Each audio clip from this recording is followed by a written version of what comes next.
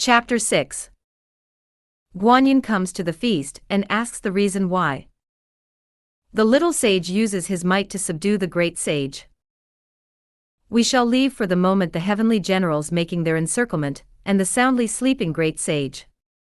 The story goes on to tell how the compassionate and merciful miraculous savior from suffering, the Bodhisattva Guanyin of Mount Padarka in the southern sea, having been invited by the Queen Mother to the peach banquet, went to the precious pavilions at the Jade Pool with her great disciple Huyan the novice. She found the place deserted and the banquet ruined.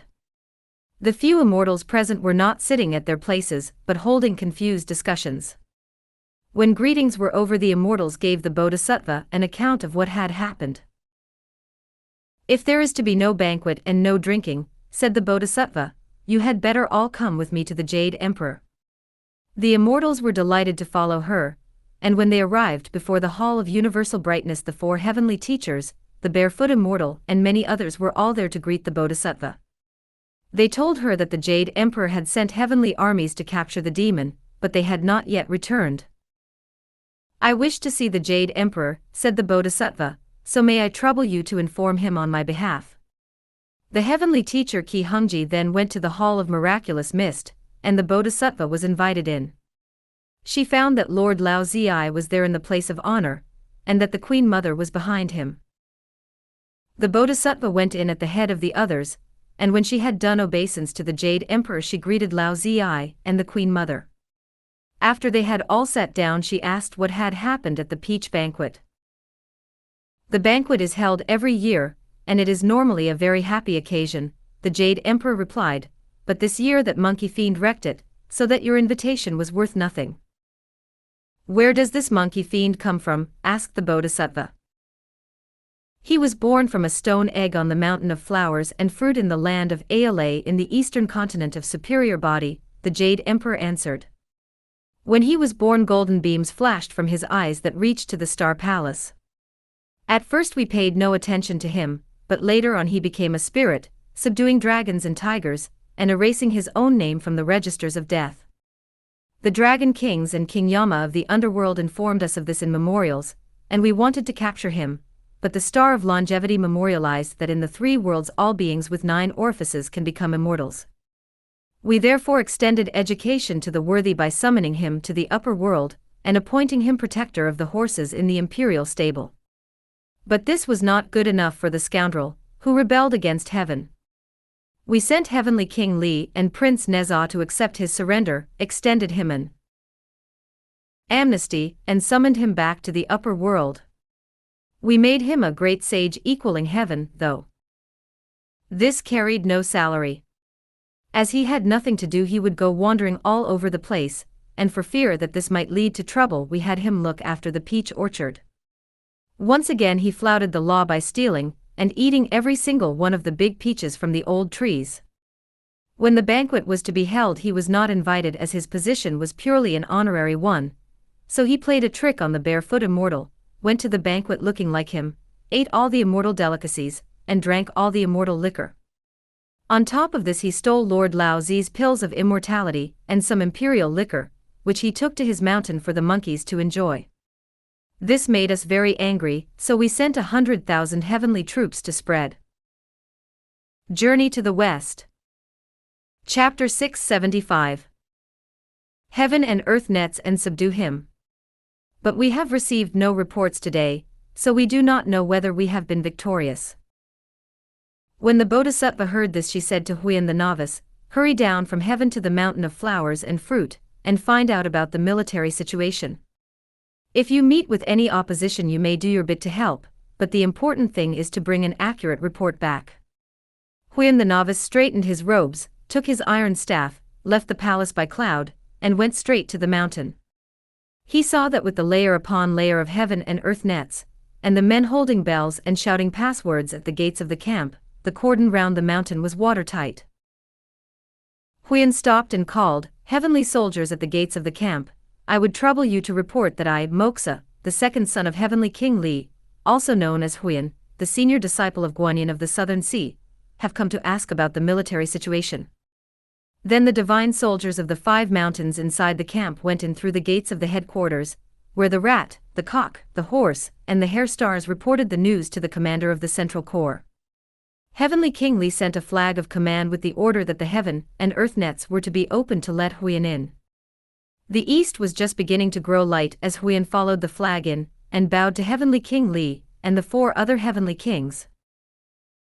"Where have you come from, my son?" asked Heavenly King Li. "Your stupid son accompanied the Bodhisattva to the peach banquet, and when she found the banquet deserted and nobody at the Jade Pool, she took me and the other immortals to see the Jade Emperor. The Jade Emperor told her that you, father, and the other kings had gone down to the lower world to capture this monkey fiend. As the Jade Emperor has received no news all day on the outcome of the battle, the Bodhisattva sent me here to find out what has happened."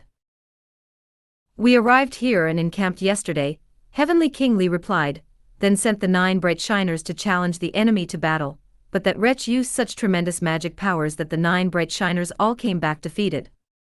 Then we led our own soldiers into action, and the wretch also drew up his line of battle. Our 100,000 heavenly soldiers fought in indecisive engagements with him till dusk, when he used a spell to divide up his body and force us back. When we withdrew our forces and held an investigation, we found that we had only captured wolves, tigers, leopards, and so on, and had not even taken half a monkey fiend. We have not yet given battle today." Before he had finished speaking, someone appeared outside the gates of the headquarters to report that the great sage was outside at the head of a crowd of monkey spirits, clamoring for battle. The 4 other heavenly kings, Heavenly King Li, and Prince Neza were all for committing their forces, but Moxa said, "Father, when your stupid son was instructed by the Bodhisattva to come here and find out the news, I was also told that if there was a battle I could do my bit to help. May I please go and see what sort of a great sage he is, untalented though I am?" "My boy," said Heavenly King Li, "you have been cultivating your conduct with the Bodhisattva for some years now, so I suppose that you must have acquired some magic powers, but do be very careful." The splendid Prince Moxa hitched up his embroidered robes and charged out through the gates of the headquarters waving his iron staff with both hands. "Which of you is the great sage equaling heaven?" he shouted. "I am," answered the great sage, brandishing his as you will cudgel. "But who do you think you are, asking a question like that?" Journey to the West. Chapter 676. I am Prince Moxa, the second son of Heavenly King Li, and I am now a disciple and a guard before the throne of the Bodhisattva Guanyin. My Buddhist name is Huyan. Why have you come here to see me instead of staying in the southern sea and cultivating your conduct?" asked the great sage, and Moxa replied, "My teacher sent me here to find out about the military situation, but now that I've seen your savagery I've come to capture you." "You talk big, don't you?" said the great sage. "Well then, don't go away, try a taste of my cudgel." Moxa, not in the least frightened, struck at him with his iron staff. It was a fine fight they fought, halfway up the mountainside outside the gates of the headquarters. The staves were matched but made of different iron, the weapons clashed but their masters were not the same. One was a wayward immortal known as the Great Sage, the other a true dragon disciple of Guanyin. The cast iron staff, beaten with 1,000 hammers, had been forged by the art of the Ding and the Jia. The As You Will cudgel once anchored the Milky Way, as the treasure stilling the sea its magic power was great. When the two met they were well matched indeed. And they parried and lunged at each other without end. The sinister cudgel, infinitely murderous, could whirl round your waist as quick as the wind, the spear-catching staff, never yielding an opening, was irresistible, parrying to right and left. On the one side the flags and banners fly, on the other the camel drums roll. 10,000 heavenly generals in multiple encirclement, a cave of monkey devils densely packed together. Journey to the West. Chapter 677. Monstrous fogs and evil clouds cover the earth, while the smoke of deadly battle rises to the sky. Yesterday's fighting was bad enough. Today's struggle is even worse. The admirable skills of the Monkey King put Moxa to flight, utterly defeated. After they had fought some 50 or 60 rounds, Huyan's arm and shoulders were numbed and aching, and he could resist the great sage no longer. Waving his staff in a feint, he turned away and ran. The great sage then withdrew his monkey soldiers and encamped outside the gates of the cave. The big and little heavenly soldiers at the gates of the other camp received Huyan, and let him go straight to the headquarters, where he gasped and panted for breath as he said to the 4 heavenly kings, Li the pagoda-bearer, and his brother Prince Neza, "What a great sage! What a great sage! His magic powers are too much for me. He beat me." Startled by this news, Heavenly King Li had a request for reinforcements written, and sent the strong-armed Devil King and Prince Moxa up to heaven to submit. Not daring to waste a moment, the 2 messengers rushed out through the heaven and earth nets and mounted their propitious clouds. A moment later they arrived outside the Hall of Universal Brightness, where they greeted the 4 heavenly teachers, who led them to the Hall of Miraculous Mist and handed up their memorial. Prince Moxa or Huyan did homage to the Bodhisattva, who asked him what he had found out. "As you instructed me, I went to the mountain of flowers and fruit," reported Huyan, "asked them to open the gates of the heaven and earth net, so my father, and told him of the orders you had given me. His Majesty my father said that they fought against the Monkey King yesterday, but did not capture a single monkey spirit, only tigers, leopards, lions, elephants and so on. While he was telling me this, the Monkey King demanded battle again, so your disciple fought some 50 or 60 rounds against him with my iron staff, but I was no match for him. He beat me and drove me back to the camp. This is why my father has sent me and the strong-armed Devil King up to heaven to ask for reinforcements." The Bodhisattva lowered her head in deep thought. The Jade Emperor opened the memorial and saw that it contained a request for help. "This intolerable monkey spirit has enough tricks to fight off 100,000 heavenly soldiers," he observed with a smile. "Heavenly King Li has asked for reinforcements. Which heavenly soldiers should I send him?" Before the words were out of his mouth, Guanyin put her hands together and said, "Do not worry, Your Majesty. I can recommend a god to capture this monkey." "Which god?" the Jade Emperor asked, and the Bodhisattva replied, "Your Majesty's nephew, the illustrious sage and true Lord Erlang, who is now living at Guanjiankao in Guangzhou, enjoying the incense that the lower beings burned to him. In the past he exterminated the 6 bogies. He has the brothers of Plum Hill and the 1,200 straw-headed gods, and his magical powers are enormous. He will agree to be sent, though he would not obey a summons to come here, so Your Majesty might like to issue a decree ordering him to take his troops to the rescue." The Jade Emperor then issued such a decree and sent the strong-armed devil. Journey to the West. Chapter 678. King to deliver it. The Devil King took the decree, mounted his cloud, and went straight to Guanjiankao. He reached the temple of the true Lord within an hour. When the demon judges guarding the gates went in to report that there was an envoy from heaven standing outside with an imperial decree, Erlang went with the brothers to receive the decree outside the gates, and incense was burned as he read. "The great sage equaling heaven, the monkey fiend of the mountain of flowers and fruit, has rebelled. Because he stole peaches, wine and pills while in heaven and wrecked the peach banquet, we have dispatched 100,000 heavenly soldiers and 18 heaven and earth nets to surround the mountain and force him to submit, but we have not yet succeeded. We do now therefore especially appoint our worthy nephew and his sworn brothers to go to the mountain of flowers and fruit, and give their help in eliminating him. When you succeed, large rewards and high office shall be yours." Erlang was delighted. He told the envoy from heaven to go back and report that the would be putting his sword to the emperor's service. We need not describe how the Devil King reported back to heaven. The true Lord Erlang called the 6 sworn brothers of Plum Hill marshals Kong, Zhang, Yao, and Li, and generals Kuo Shen and Ji Jian together before the hall. "The Jade Emperor has just ordered us to the mountain of flowers and fruit to subdue a monkey fiend," he said. "You are all coming with me." The brothers were all eager to go, and mustering their divine troops they unleashed a gale wind. In an instant they had crossed the eastern ocean, riding eagles and leading dogs, pulling their bows and drawing their crossbows, and had reached the mountain of flowers and fruit. Finding that the many layers of heaven-earth nets were impenetrable, Erlang shouted, "Listen, all you generals in charge of the heaven and earth nets. I am the true lord and the illustrious sage Erlang, and I have been sent here by the Jade Emperor to capture the monkey fiend. Open the gates of the camp and let me in at once. Each line of gods forming the nets let them through, and the 4 other heavenly kings, and heavenly King Li all came to welcome him outside the headquarters. When the introductions were over he asked how the fighting had gone, and the heavenly kings gave him a full account of what had happened. Now that I, the little sage, have come here I shall have to match a few transformations with him, said Erlang with a smile. I hope that all you gentlemen will maintain a close cordon with your heaven and earth nets, but don't screen off the top of the mountain, then I'll be able to fight him.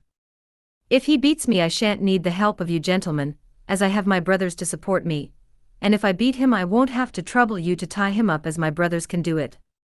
I would just like to ask Heavenly King Li to stand in the sky and operate this fiend detecting mirror. I'm worried that if he's beaten he may go and hide somewhere, so you will have to give me a clear view of him, and not let him get away. The heavenly kings stayed in the 4 quarters, and all the heavenly soldiers were drawn up in their battle positions. The true Lord Erlang went out at the head of the 4 marshals and the 2 generals making 7 sworn brothers with himself included to challenge the enemy to battle, and he ordered his other officers to defend the camp firmly and keep the eagles and dogs under control. All the straw-headed gods acknowledged the order. Erlang then went to the outside of the water curtain cave, where he saw the monkey hordes neatly drawn up in a coiled dragon battle line. In the middle of the central core stood a pole with a banner on it reading, Great Sage Equaling Heaven. Journey to the West. Chapter 679. What business has that loathsome fiend to call himself the equal of heaven? Erlang asked, and the 6 sworn brothers of Plum Hill replied, Stop admiring him and challenge him to battle. When the junior monkeys at the gate of their camp saw the true Lord Erlang they rushed back to report, whereupon the Monkey King took his gold-banded cudgel, adjusted his golden armor, put on his cloud walking shoes, felt his golden helmet, and leapt out through the gates of the camp. He saw at first sight how cool and remarkable Erlang looked, and how elegantly he was dressed. Indeed, his bearing was refined, his visage noble, his ears hung down to his shoulders, and his eyes shone. The hat on his head had 3 peaks and phoenixes flying, and his robe was of a pale goose yellow.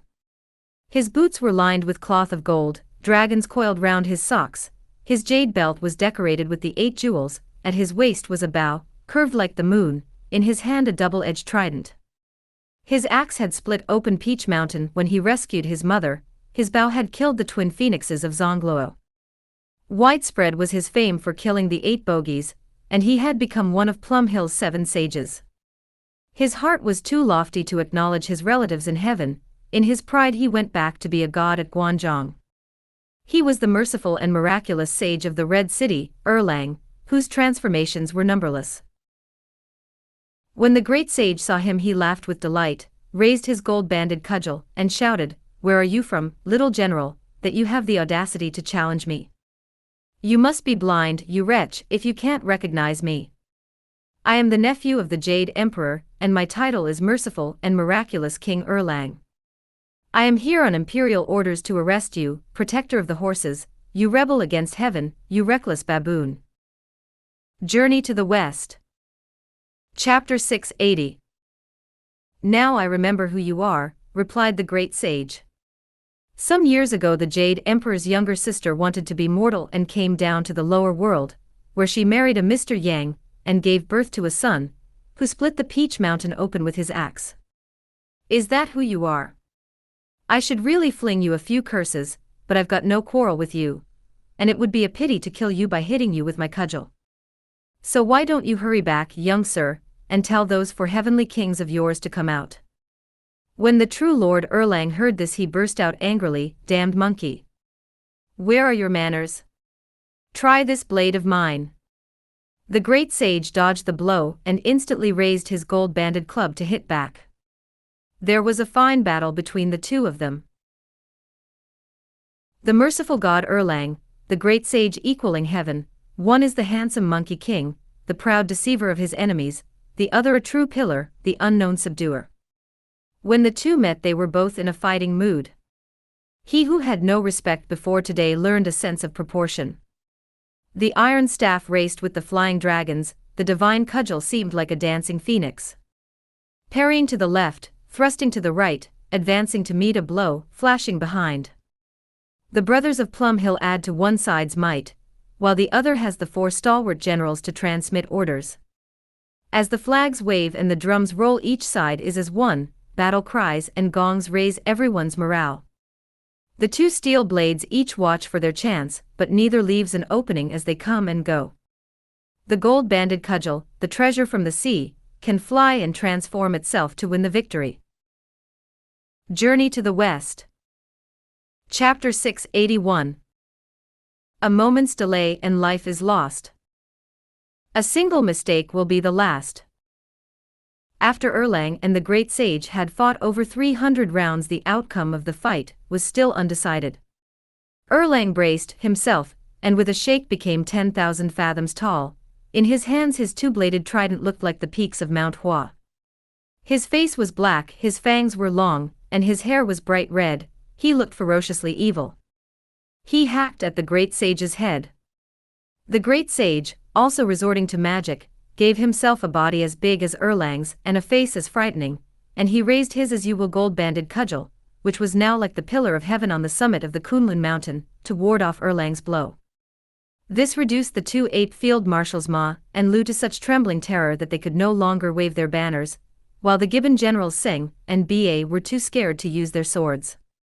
On the other side, Kong, Zhang, Yao, Li, Guo Shen and Ji Jian threw the straw-headed gods into an assault on the water curtain cave, with the dogs and eagles unleashed and their bows and crossbows drawn.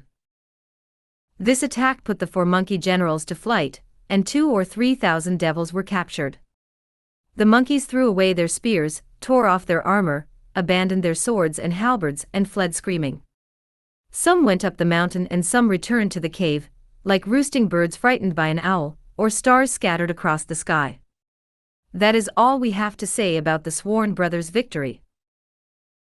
The story goes on to tell how the true Lord Erlang and the great sage, having turned themselves into figures on the scale of heaven and earth, were locked in battle when the great sage was suddenly appalled to notice that the monkey fiends in his camp had scattered in terror. Putting off his magic appearance, he broke away and fled, his cudgel in his hand. Seeing him go, the true Lord Erlang hurried after him with long strides.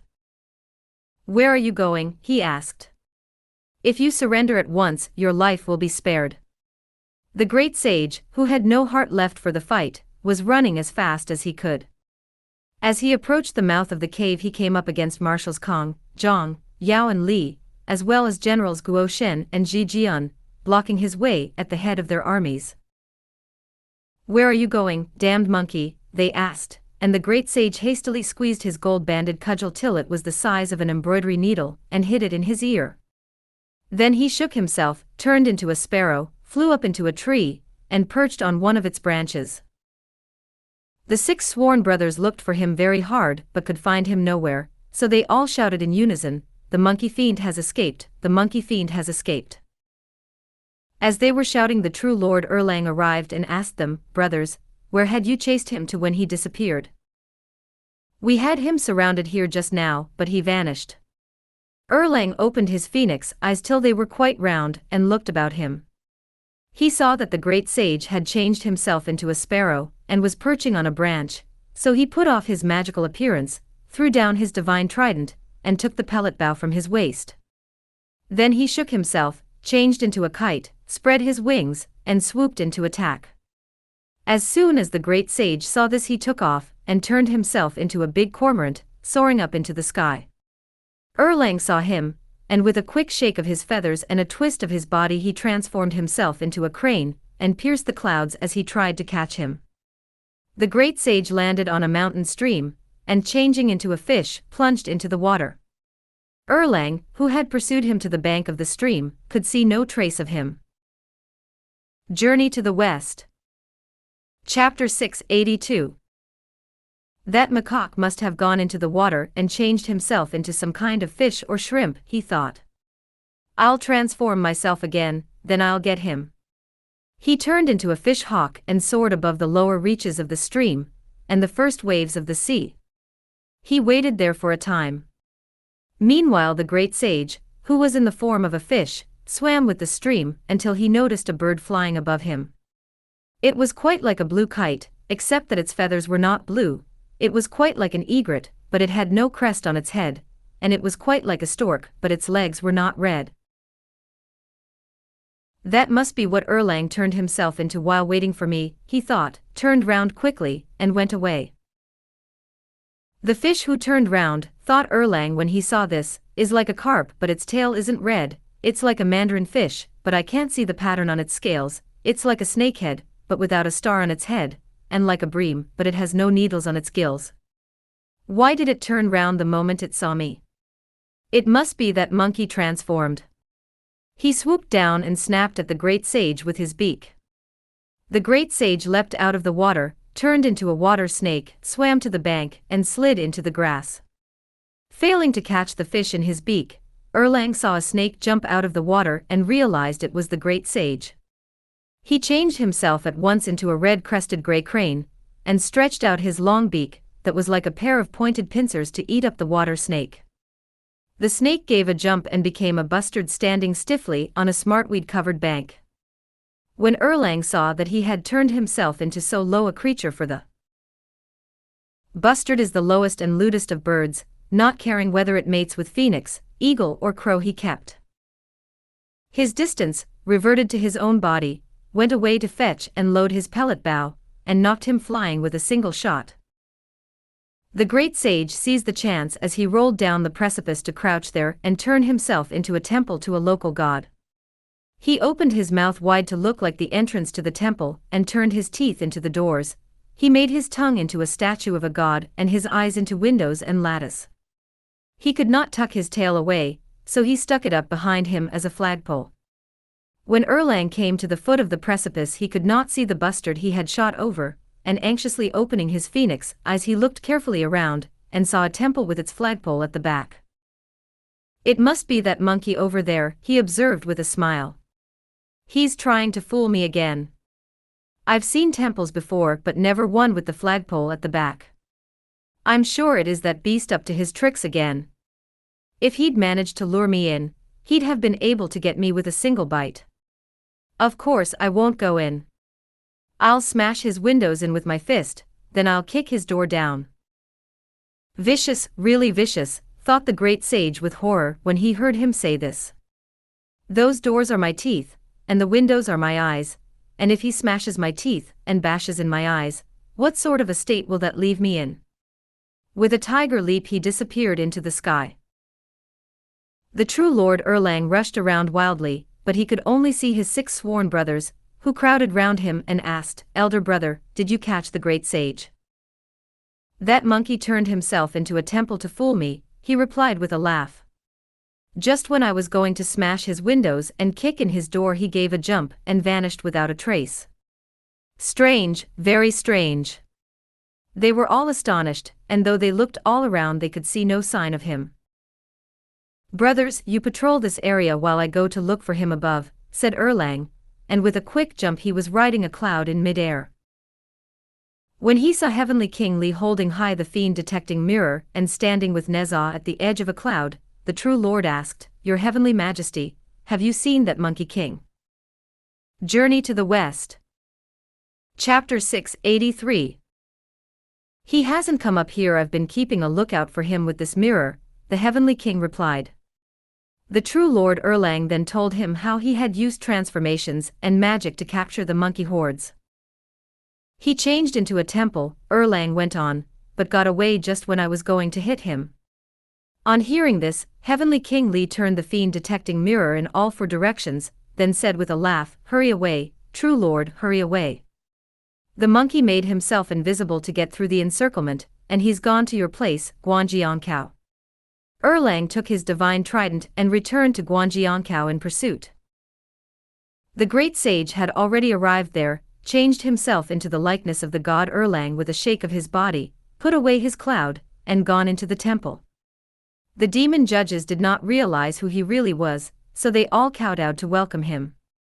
He took his seat in the middle of the temple and inspected the offerings, the beef, mutton and pork presented by one Li Hu, the ex voto promised by a Zhang Long, the letter from a Zhao Jie asking for a son, and one Qianbing's prayer for recovery from illness. As he was looking round, it was announced that another Lord Erlang had arrived. All the demon judges hurried to look, and they were all astonished. The true Lord Erlang asked, "Has a so-called great sage equaling heaven been here?" "We haven't seen any great sages," they replied, "only another god who's looking around inside." The true Lord rushed in through the gates, and as soon as the great sage saw him, he reverted to his own appearance and said, "There's no point in shouting, sir. This temple's mine now."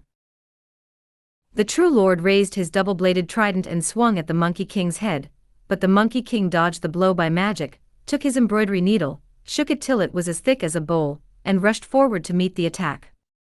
Shouting and yelling, they fought their way out through the gates, and went on fighting through the mists and clouds all the way back to the mountain of flowers and fruit. The 4 heavenly kings and all their soldiers were so alarmed that they kept an even tighter guard. Marshals Kong and Zhang and the others came to meet the true Lord, and combined their efforts to surround the handsome Monkey King. But of this no more for now. After the strong-armed Demon King had sent the true Lord Erlang and his 6 sworn brothers with their troops to capture the fiend, he had gone back to heaven to report. He found the Jade Emperor, the Bodhisattva Guanyin, the Queen Mother, and all his immortal ministers in conference. "Although Erlang has joined the fight, we have had no reports on it all day," the Jade Emperor said. Guanyin put her hands together and replied, "May I suggest that your majesty go out through the southern gate of heaven with Lord Lao Zi to see for yourself what is happening?" "A good idea," said the emperor, and he went by chariot with Lao Zi, the Queen Mother, and all the immortal ministers to the southern gate of heaven. Here they were met by a number of heavenly soldiers and strong men. When the gates were opened and they looked into the distance, they saw that the heavenly hosts were spread all around in a net. Heavenly King Li and Neza were standing in mid-air with the fiend detecting mirror, and Erlang was struggling with the great sage within the encircling ring. The Bodhisattva addressed Lao Zi and asked, "What do you think of the god Erlang I recommended? He really does have divine powers. He's just got that great sage cornered, and all he has to do now is to catch him. If I give him a little help now, he will certainly be able to do it." Journey to the West. Chapter 684. What weapon would you use, Bodhisattva? How could you help him? Lao Zi asked. "I'll drop that pure vase of willow twigs on the monkey's head. Even if it doesn't kill him, it will knock him off balance and enable the little sage to catch him." "That vase of yours is made of porcelain," Lao Zi replied, "and if you hit the target, that will be fine. But if it were to miss his head and smash into his iron club, it would be shattered. Just hold your hand while I give him a little help." "What sort of weapon do you have?" the Bodhisattva asked, and Lord Lao Zi replied, "I've got one all right."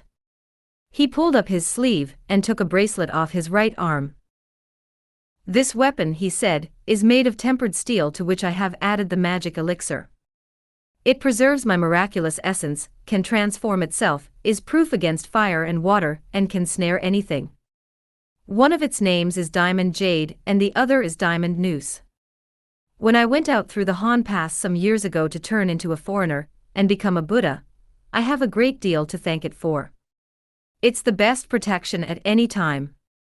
Just watch while I throw it down and hit him." As soon as he had finished speaking, he threw it down from outside the heavenly gate, and it fell into the camp on the mountain of flowers and fruit, hitting the Monkey King neatly on the head. The Monkey King was too preoccupied with fighting the 7 sages to notice this weapon falling on him from heaven, and when it struck him on the forehead, he lost his balance and stumbled, then picked himself up and started to run.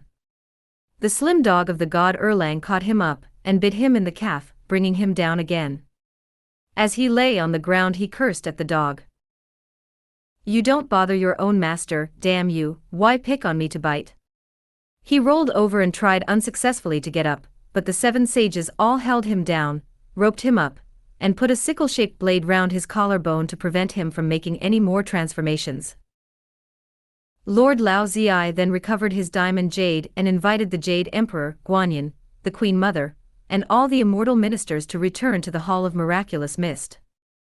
Down below, Heavenly King Li and the 4 other heavenly kings assembled their troops and pulled up the stockade. They went over to congratulate the little sage and said, "It was all thanks to you, little sage." "No, it was thanks to the great blessings of His Celestial Majesty, and the might of all the gods. It was nothing I did," replied the little sage. "No time to talk now, elder brother," said the 4 marshals Kong, Zhang, Yao, and Li. "Let's take this wretch up to heaven to see the Jade Emperor and ask what is to be done with him." "Worthy brothers," Erlang replied, "you never received any heavenly commission, so it would not be right for you to see the Jade Emperor. The heavenly soldiers can escort him, while I go up there with the heavenly kings to report back. You should comb this mountain with your troops, and when you've finished go back to Guanyin. When I've asked for our rewards, I'll come back and we can celebrate together." The 4 marshals and the 2 generals accepted their orders, and the rest mounted their clouds, and went to heaven triumphantly singing victory songs. Before long they were outside the Hall of Universal Brightness. The heavenly teachers reported to the throne that the 4 great heavenly kings, and the rest of them had captured the monkey devil, the great sage equaling heaven, and were now waiting to be summoned. The Jade Emperor then issued an edict ordering the strong-armed Demon King, and the heavenly soldiers to march him to the Demon Beheading Tower, where the wretch was to have his body chopped to mincemeat. Goodness. Journey to the West. Chapter 685. The bully and cheat now meets with a bitter punishment. The heroic spirit must now come to an end. If you don't know what happened to the Monkey King's life, then listen to the explanation in the next installment.